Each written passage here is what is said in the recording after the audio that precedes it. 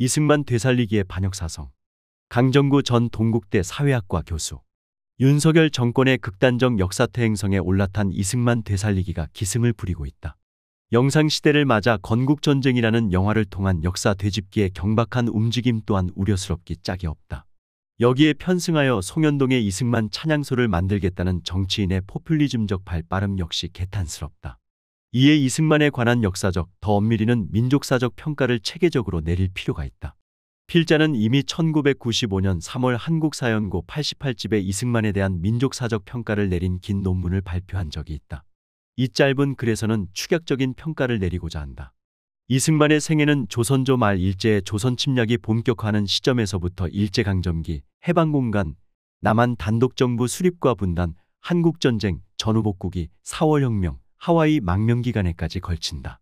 이 가운데 우리들과 민족의 삶과 운명을 결정적으로 좌우한 시기는 해방공간과 남북분단이 실현되는 제1공화국 수립기다. 그 다음으로는 분단정부 수립 이후 나라의 기틀을 갖춰나가는 이승만의 집권기다. 이 세 기간에 그는 가장 선봉에 선 장본인이다. 그 외의 기간 그의 족적은 미미한 것으로 논의될 필요가 없다. 이 세 시기는 우리 민족이 근본적으로 새로운 역사 행보를 하는 역사 갈림길 또는 민족사적 전환기라고 할 수 있다. 여기서 우리 민족이 걸어온 발자취는 그 이후 수십 년 또는 백여 년의 역사 방향을 거의 고정시킨다는 점에서, 곧 운명을 가른다는 점에서 가장 결정적인 시기이다. 그래서 더더욱 중요할 뿐 아니라 제대로 된 평가가 요구된다. 먼저 해방공간을 보자. 해방은 조선 사람을 위한, 조선의 사회를 새로 만드는 세판짜기를 의미한다. 이를 위해서는 먼저 일제 식민지잔재 청산을 이뤄야 한다. 왜냐하면 해방 이전의 정치, 경제, 사회 구조는 조선 사람을 위한 것이 아니라 일본 제국주의자를 위한 구조였기 때문이다. 이를 조선 사람을 위한 새 구조로 탈바꿈시켜야 한다. 또한 그 구조 속에 제국주의 일본의 앞잡이 역할을 자행한 부일협력자들을 청산하고 민족을 위해 몸과 마음을 바친 정의롭고 유능한 조선 사람으로 완전 교체해야 한다. 곧 완전히 새로운 집을 짓고 또 그 집주인도 완전히 바꿔야만 하는 사회개벽을 일구어야 하는 시기가 바로 해방공간이다. 그에다 미국이 주도하여 조선을 38도선에서 두 동강으로 낸 지리적 분단을 타파하여 민족통일정부를 수립하여야 한다. 여기에다 나라의 주권을 외세에 의해 무력으로 탈취당한 전철을 밟지 않기 위해 새로운 나라를 철저히 민족자주적인 나라로 건설하여야 한다. 또한 당시의 인류사적 보편 규범이었던 민주주의의 기틀을 다져야 한다. 아울러 도탄이 난 민생의 삶을 구제하는 민생민중경제를 일으켜 세워야 한다. 바로 이 길이 당시 해방공간의 우리 민족사가 요구하는 당위적 역사행보였다. 그러나 이승만이 추구한 길은 이러한 우리 민족사의 올바른 길을 완전히 배반한 반역의 행로였다. 첫째, 친일청산에서 이승만은 부일협력자에 대한 청산은커녕 이들을 정부 요직에 등용했다. 국내 권력 기반이 없던 그는 귀국하자마자 부일협력자 집산체인 한민당과 손잡고 친일파를 옹호하며 자신의 권력을 키워나갔고, 정부 수립 후에는 반민족행위처벌법과 이에 따라 설치된 반민특위를 해체시켜 친일파 청산을 좌절시켰다. 더 나아가 이들을 중용하여 친일구조를 더욱 공고히 하고 정착화하였다. 새판 짜기가 아니라 예판을 더욱 친일파 중심으로 공고히 한 것이다. 악명 높은 일제 고등계 형사인 노덕술 석방을 대통령이 직접 강요하고 반민특위 부위원장인 김상돈 의원 해임 동의안을 내고 6.6경찰의 반민특위 습격사건을 일으키는 등등 조직적이고 체계적인 와해 작전을 펴 결국은 친일파 청산을 무산시켰다. 더 나아가 한승주가 밝힌 것처럼 장경근, 한희석, 이익흥, 임철호, 김익중, 최인규 등 일제치하 사법부와 경찰 등에 근무한 부일협력자들을 중용하여 이들이 3.15 부정선거를 일선에서 주조하였던 것이다. 이 결과 친일파가 권력행사 기관, 특히 공안기관의 고위직을 압도적으로 장악하였다. 치안국장은 1대 2호에서 7대 윤우경까지, 서울시경찰국장은 2대 김태선에서 7대 변종현까지, 합참의장은 1대 이영근에서 14대 노재현까지, 육군참모총장은 1대 이응준에서 21대 이세호까지, 대법원장은 2대 조용순에서 7대 이영섭까지 모두 친일파들이 잇따라 장악했다. 특히 내무부 장관은 1대 윤치영에서 7, 9, 11, 12, 13, 14, 15, 17, 18, 19, 20, 22, 23, 24, 25, 26, 27, 28, 30, 31, 32, 36, 37대 김치열에 이르기까지 이들이 거의 독식했다. 참고로 북의 경우 일제의 경찰, 사법, 검찰 등 공안 관련 친일파는 재생의 기회를 절대 허용하지 않고 사회 격리시켰다. 단지 기술직에만 재생의 길을 허용했을 뿐이다. 둘째, 친일 물적 및 제도적 구조청산에서도 이승만은 인적 구조청산과 마찬가지로 제대로 실행하지 않았고 또 지연시켰다. 이에 대한 책임은 1차적으로는 미국의 대조선 군사정부에 있다. 그렇지만 그 이후 국가 주권을 장악한 이승만 또한 이에 못지않게 책임질 일이다. 물적 구조청산은 무엇보다 일본인과 친일파 재산을 몰수하고 토지개혁을 실시하여 민생도탄을 덜어주고 치안유지법 등 일제의 잔악한 악법 철폐 등을 서둘러야 했었다. 그러나 친일파 재산은 제대로 몰수된 적이 없고 민생을 위한 토지개혁은 미루다가 해방된 지 5년 뒤에서야 늑장으로 또 비철저하게 이뤄졌고 치안유지법 등 악법은 국가보안법 등으로 재활용 및 강화되었다. 대조적으로 북측은 1946년 3월 혁명적인 토지개혁을 완료했고 8월 10일자 산업교통, 운수, 채신, 은행 등의 국유화에 관한 법령으로 기존 일본인 소유는 물론 민족 반역자 소유의 모든 산업 상업 문화 시설들을 몰수했고 모든 일제의 악법을 일소했다. 남측의 늑장부린 토지개혁도 당시 조선민중이 요구하는 것과는 거리가 멀었다. 1945년 현재 소작지 중 남측은 37.5%만 분배했고 북측은 99%를 몰수 분배했다. 남측의 경우 토지개혁을 5년 동안 지연했기 때문에 이 기간 동안 지주의 강매 등으로 거의 20% 넘게 소작지가 토지개혁 이전에 이미 사라졌다. 또 토지개혁 중 동아일보 사주 김성수 일가처럼 용도 변경이나 범법행위로 면제를 받았기 때문에 기존 소작지 60% 이상이 토지개혁의 대상에서 사라진 것이다. 이 결과 전체 인민의 65% 가까이를 차지했던 농민, 곧 소작농민과 자영농의 삶이 향상될 조건을 제대로 갖출 수가 없었다. 셋째, 민족통일정부 수립에서도 마찬가지다. 해방과 동시에 이뤄진 38선을 경계로 한 지리적 분단이 남북 단독정부 수립이라는 정치적 분단으로 이어지지 않도록 좌우합작과 남북협상으로 민족통일정부를 수립해야 했다. 그렇지만 유아독존적인 이승만은 분단을 고착화시키는 1등 공신이었다. 그는 독립청원기부터 무장투쟁을 배격했고 중국 주재 임시정부의 김구 김원봉을 테러노선이라고 비난했고 해방공간 압도적 우세를 점유했던 좌익을 친일분자처럼 대하겠다면서 좌우연합정권 가능성을 봉쇄했다. 더 나아가 1946년 6월 이른바 정읍발언 등으로 분단 실행의 앞잡이였고 주역이었다. 여운형 김규식 주도의 좌우합작이 탄력을 받자 그는 미국을 방문하여 좌우합작 와해와 단독정부 조기 수립을 위한 청원외교를 벌였다. 1948년 초 유엔조선 임시위원단이 남한만의 단독선거를 망설이자 친일파 무리인 모윤숙, 박순천, 김한란 등을 동원한 미인계로 이들을 포섭하는 파렴치를 자행했다.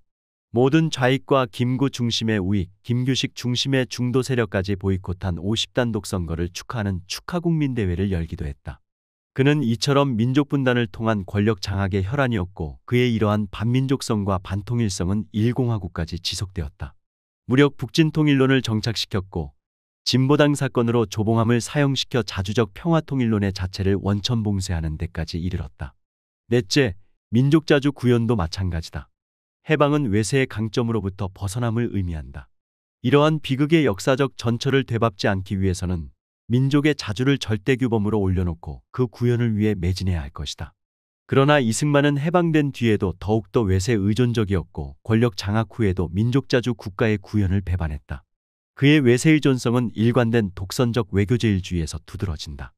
우리의 문제를 좌우합작이나 남북협상을 중심에 두고 이를 근거로 삼아 외세 활용을 꾀하는 것과는 천양지차였다. 상해 임시정부 시절 그는 조선을 국제연맹의 위임 통치하에 둘 것을 감히 독단적으로 제안하였고 1946년 12월 미국을 방문해 독립에 대한 유일한 가능 방도는 미국 국민의 호의에 호소하는 데 있다면서 철저히 외세인 미국의 예속하에 분단정부 수립을 꾀했다. 그의 반민족자주의 극치는 1954년 11월 발효된 한미상호 방위조약과 그 부속문서인 한미합의의사록에서 그대로 드러난다. 이는 군사주권뿐 아니라 모든 영역에서 대미예속을 구조화한 것이다.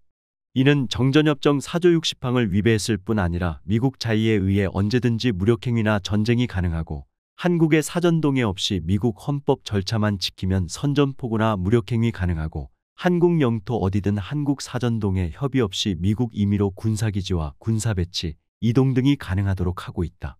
이는 해방 80년이 되려는 지금까지도 글자 하나 변경되지 않고 있다. 이에 부속문서인 한미합의의사록 또한 포괄적으로 국가주권을 제약하고 미국에 예속되는 합의다.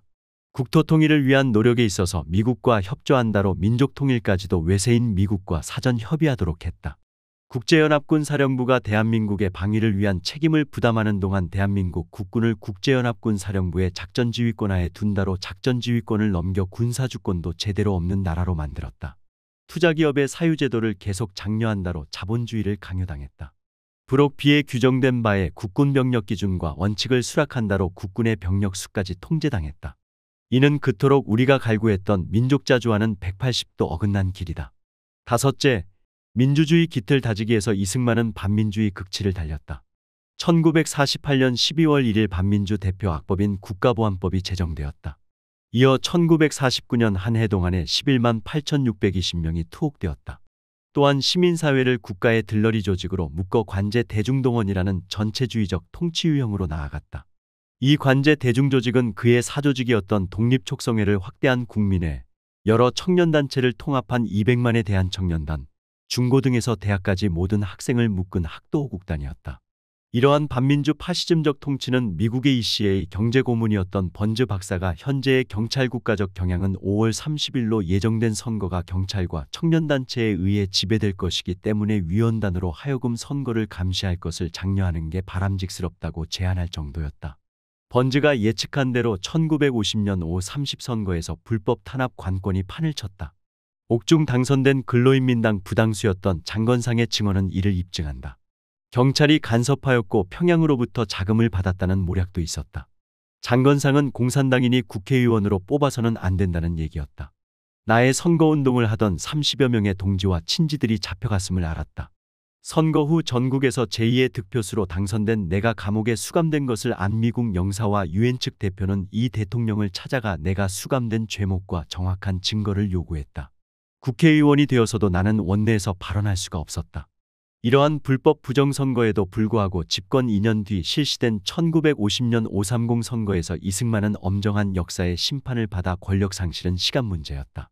전체 의석 210석 가운데 집권여당인 대한국민당은 24석, 국민회 등 친여 세력을 합쳐도 겨우 57석이었고 무소속이 무려 126석으로 60%를 차지했다. 또한 서울의 성북구에서는 상해임정의 조소왕과 미군정의 대명사였던 조병옥이 대결해 조소왕이 전국 최다 득표를 했고 전국 제2의 득표는 여운형 직계인 위에 장건상이 부산에서 차지했다. 이는 한국전쟁 이전인 1950년 당시에 유권자가 보수보다는 진보 세력을 전폭으로 지지하고 있음을 잘 말해준다. 이렇게 권력 상실이 가시화하자 이승만은 1952년 전쟁 중에 친일파 군인 원용덕을 동원해 계엄령을 선포하고는 군과 경찰로 국회를 위협해 불법으로 대통령 직선제 개헌을 통과시킨 쿠데타를 감행했다. 이에 런던 타임즈는 한국에서 민주주의를 바라는 것은 쓰레기통에서 장미꽃을 피기를 바라는 것과 같다고 개탄했다. 이에 연장선상에서 그는 1954년 11월 4.4.5입이라는 반올림 셈법을 악용한 억지 논리로 초대 대통령 중임 제한 규정을 철폐시켜 종신 독재 집권의 길을 열었다. 그렇지만 유례없는 3.15 불법 부정선거로 드디어 4월 혁명에 의해 축출되었다. 여섯째, 이승만은 수없이 많은 민간인 학살을 저질러 인간의 절대적 인권인 생명권을 앗아간 반인권의 대명사였다. 인권은 인간이 인간으로서 존엄성을 누리고 살아갈 수 있는 제반 조건을 부여받을 권리이다. 여기에는 생존권, 평등권, 자유권 등 여러 가지가 포함된다. 그렇지만 남녀노소와 동서고금을 막론하고 무엇과도 바꿀 수 없는 가장 값진 것은 생명이다. 그래서 지구촌 어디든 생명을 앗아가는 살인은 가장 엄격히 다뤄지는 범죄이고 생명지상주의와 같이 절대적 인권으로 인식되고 있다. 이러한 절대적 인권인 생명권을 무수히 많이 짓밟은 자가 바로 그 이승만이다. 이승만은 집권 3개월째인 1948년 11월부터 제주에서 해안선 5km 이상 떨어진 지역을 무조건 적성지역으로 지정하여 무자비한 초토화 작전을 감행했다. 미군정에서부터 이승만 정권에 이르기까지 무려 3만여의 제주도민이 이 사사망쟁 과정에서 죽임을 당했다. 대부분은 무고한 민간인이었다. 당시 1948년 5월 남한 단독정부 수립을 위해 실시된 5.10 선거에서 제주도의 2개 선거구가 무효화되어 선거 자체의 정당성이 문제가 되었다. 제주 사사망쟁 때문이었다. 여기에다 대한민국 수립 2개월째인 1948년 10월 19일 여순항쟁이 발발하여 이승만 정권의 생존 가능성이 국제적으로 의문시되었다. 유엔의 5.10 선거 승인에 즈음하여 미선거 상태인 제주도의 선거구가 걸림돌이 되었고 김구나 김규식 등의 지도하에 통일운동이 활성화되는 등 이승만 정권의 정통성 상실과 생존 위험성이 백일하에 드러났다. 이에 초토화 작전을 통하여 긴급히 사사망쟁을 평정하고 재선거를 실시하여 정권 기반을 강화하고 분단을 고착화하기 위한 것이었다. 또한 1948년 10월 19일 남한 단독정부 수립 2개월 만에 여순항쟁이 발발하였다. 이에 이승만 정권은 22일 법제화도 되지 않았던 계엄령을 선포하고 한 달여 동안 6회 공합동 진압작전과 2개월간의 관련자 색출 작업을 진행했다. 이 색출 과정에서 보복적인 테러, 학살, 약탈, 방화가 대대적으로 행해졌다. 전체 주민을 학교 등 공공장소에 집결시켜 놓고 주로 머리가 짧은 자, 군용 팬티를 입은 자, 손바닥 총을 든 흔적이 있는 자 등 외모에 의하여 부역자를 골라내었다. 일부는 즉석에서 곤봉, 개머리판, 체인 등으로 무참하게 타살되거나 또는 총살을 면치 못하였으며 백두산 호랑이로 소문난 제5연대 김종환 대대장이 교정의 버드나무 밑에서 일본도를 휘둘러 즉결 참수 처분을 하기도 하였다. 이런 식으로 최소한 1만 이상의 민간인이 무고하게 학살된 것으로 추정된다. 한국전쟁이 발발하자 7월 초부터 감행한 보도연맹원 약 20-30만의 학살도 있었다. 이 보도연맹원에 대한 초기의 집단적이고 대대적인 학살은 그 이후 연쇄적 학살의 고리를 형성했다. 곧 보도연맹에 연루되어 학살된 유가족이 그 이후 진주한 북한인민군에 힘입어 남한의 공무원, 경찰, 지주계급 등에 대한 보복살인을 자행하게 되는 계기를 만들었던 것이다. 이는 바로 수복 후 국군과 우익 측 보복의 악순환을 가져와 더욱 더 동족상잔을 부추겼다. 이러한 보도연맹회원 외에도 한국전쟁 초기에 형무소에 있던 좌익세력 등이 수없이 살해된 것으로 알려졌다. 영국 데일리 워커 앨런 위닝턴 기자가 쓴 책 나는 한국에서 진실을 보았다에서 다룬 대전 산내면 골룡골에서 저질러진 대전 형무소 수감 좌익세력 학살 사건이 대표적이다. 1950년 6월 28일에서 7월 17일 3차에 걸쳐 7천여 명이 집단 사살된 사건으로 지금도 유해 발굴이 진행되고 위령비 건립 문제가 논의 중이다. 이러한 민간인 학살은 고양, 함평, 영광, 문경, 대구, 경산, 부산, 함양, 산청, 거창, 충무, 거제 등등 전국적, 조직적, 체계적 현상이었다. 4월 혁명 이후 거의 남한 전역에 걸쳐 구성된 유족회 국회진상조사단의 조사 등으로 그 역사적 진실이 서서히 밝혀지기 시작했고 정의상 이태섭 등은 약 100만 명으로 추정하고 있다. 5.16 쿠데타 이후 이들 유족회는 대부분 국가보안법 위반 혐의로 검거되어 침묵을 강요당해왔고 역사적 진실 또한 은폐되어 왔다. 그러나 노무현 정부하에서 설립된 진실화해위원회 발족을 계기로 체계적인 연구가 시작되었으나 지금 윤석열 정부에서는 극우인 김광동의 위원장 부임으로 진통을 겪고 있다. 지금까지 선택적으로 살펴본 데서도 확인되지만 이승만은 우리의 민족사를 반민족, 반민주, 반통일, 반민중, 반자주, 친일, 친미의 친회세, 반인권으로 이끌어왔던 반역사의 주인공이다. 이러한 이승만으로부터 비롯된 민족사의 훼손을 치유하기는커녕 윤석열 정권의 무도함은 이미 역사적으로 사장된 이승만을 다시 끄집어내어 미화운동에 불을 지피고 있다. 응당 우리 모두가 나서서 이승만이 우리 민족사에 남겨놓은 오욕의 찌꺼기를 말끔히 씻어내고 그 뼈아픈 상처를 치유하여 우리 민족사를 청아하게 일구는 역사 바로 세우기와 결의 바로 세우기에 나서야 할 때이다.